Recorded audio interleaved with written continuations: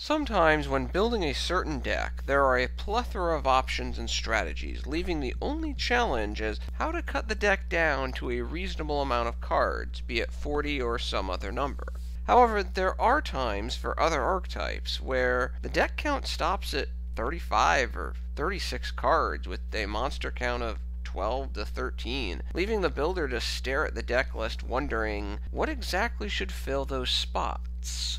To that effect, what are my top 10 level 4 monster techs that could help bridge the gap between this deck needs just that little something more to, yeah, that'll work?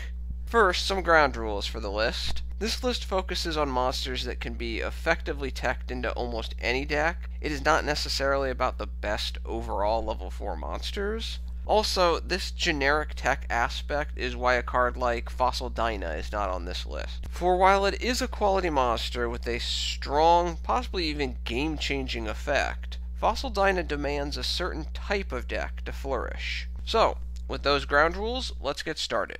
Number 10. Reborn Tengu. Tengu is a nice solid choice for decks that can spare 3 deck spots as a 1700 level 4 wind monster that replaces itself from the deck when it leaves the field. In addition to providing important field control, it is difficult for the opponent to clear away all 3 copies of Tengu in a single turn, commonly leaving 1 on the field for extra deck summoning during your next turn. Finally, Tengu's floating effect produces a level of natural deck thinning, increasing the speed of the deck. Despite concerns of a potential power creep, Tengu remains a very solid tech choice. Number 9.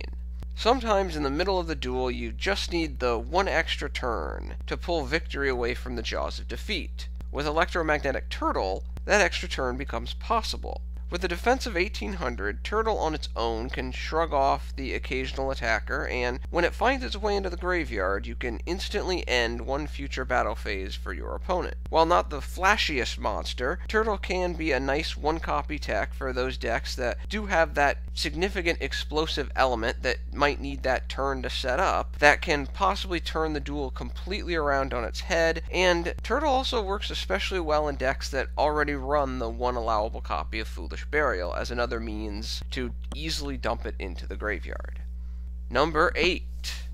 A poster monster for one of the more annoying archetypes. Some may not view this guy as a viable choice in most decks, but in a world full of solemn strikes and now dimension barriers, his effect still has some significant uses. So, who is this mystery monster? What Giraffe? Giraffe is a 1200 direct attacker with a mandatory trigger effect that prevents the opponent from activating effects after it inflicts damage until the end phase. While Giraffe can be an interesting tech in a number of decks, the deck that works best with Giraffe are those that can set up impressive fields during the main phase 2 with special summoning avenues, but have the potential to be severely hindered by opponent card effects. Typically, at worst, the opponent needs to use the Solemn Strike on Giraffe when it activates its no activation effect, which still removes the Solemn Strike from stopping your plays later in the turn.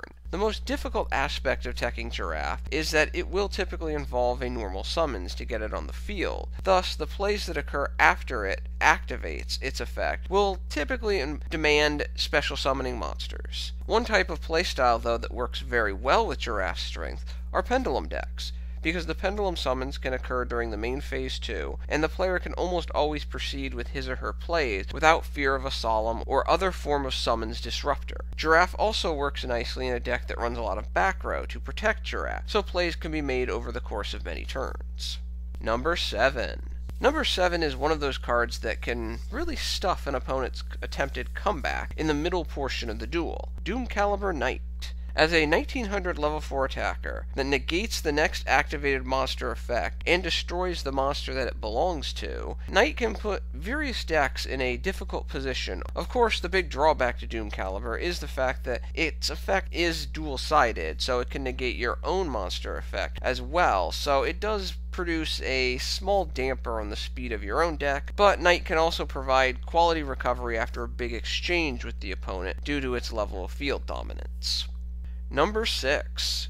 This spot is occupied by a monster that has always been a strong tech card in my eyes, but has seemingly slipped through the cracks and in some respect has been forgotten. DD Assailant. Assailant is a quality tech monster at 1700 attack, with the ability to banish any monster that destroys it by battle, removing those pesky key monsters that typically resist some other removal means through its banishment effect with a small life point penalty if Assailant did the attacking. The banish effect also helps through disallowing any effect that the monster may have received when being destroyed and or going to the graveyard, i.e. basically neutralizing floaters. With its 1700 attack, it's not a significant liability when not removing monsters via its effect, and can dish out some decent damage on its own. Number 5. Similar to DD Assailant, another monster that can capture the upper hand from the opponent is a newer monster to the fold, Samurai Cavalry of Reptar.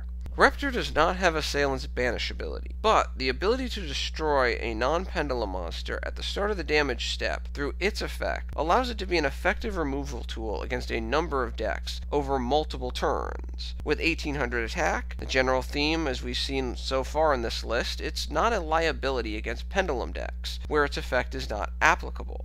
As a pendulum monster, does have the drawback of going to the extra deck instead of the graveyard, which heavily limits its recursion ability in non-pendulum decks, but typically this is not a big deal. Overall though, against non-pendulum decks, the opponent is almost always forced to use some form of card effect to remove, which eliminates that card from doing more damage to some of your bigger or more important combinations.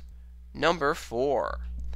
It is not surprising that a card that is currently semi-limited would find its way onto this list. Thunder King Raya. Come on down. There is not much to be said about Raya that has not already been said. It is a strong 1900 attacker that prevents either player from searching, which significantly slows the game down, allowing almost turtle slow decks to compete with some of the more rabbit quick decks. In addition to the mistake on legs aspect of this card, the Black Horn of Heaven aspect is also quality, making it more difficult to get rid of Raya with monster effects. So, if Raya is so good, why is it down here at number 4 instead of sitting up in the top 3? The main issue for me dropping him down to this 4th spot is the double-edged nature of the mistake effect. There are a number of decks that can be hurt almost as much as helped by this card due to the way those decks acquire their resources.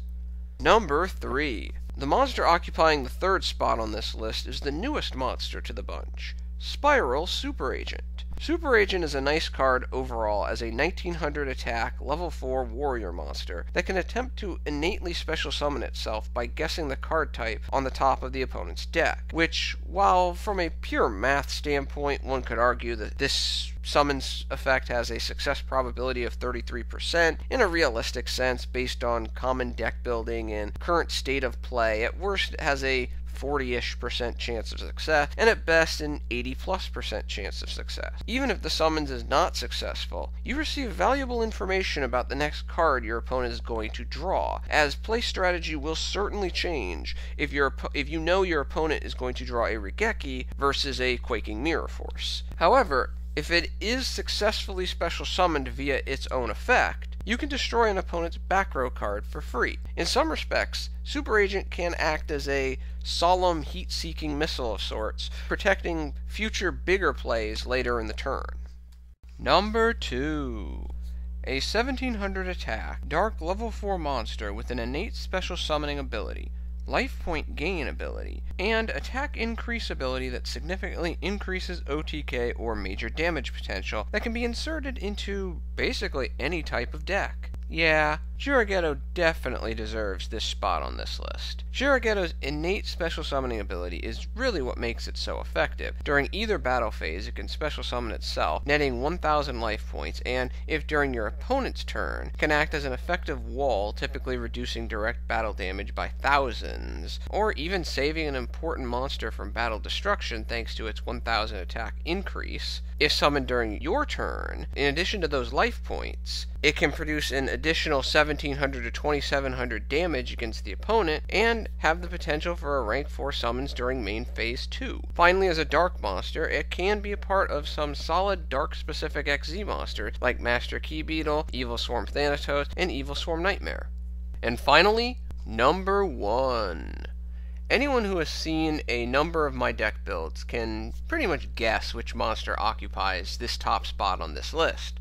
Cosmo Wicked Witch. Wicked Witch is one of the best field control cards in the game that can be normal summoned without tribute. For a paltry 1000 life point cost, which cannot be destroyed by battle or card effect. Period. At 1900 attack, it can definitely run over a number of other monsters that can be normal summoned without tribute. Similar to Juror Ghetto, its Dark attribute opens the door for some more quality XZ summons in addition to the generic pool, which is a fantastic card for any deck to control the field until bigger combos can be executed, or to force the opponent to utilize important card effects and resources to remove it from the field, excluding the utilization of those resources against other cards that you choose to use.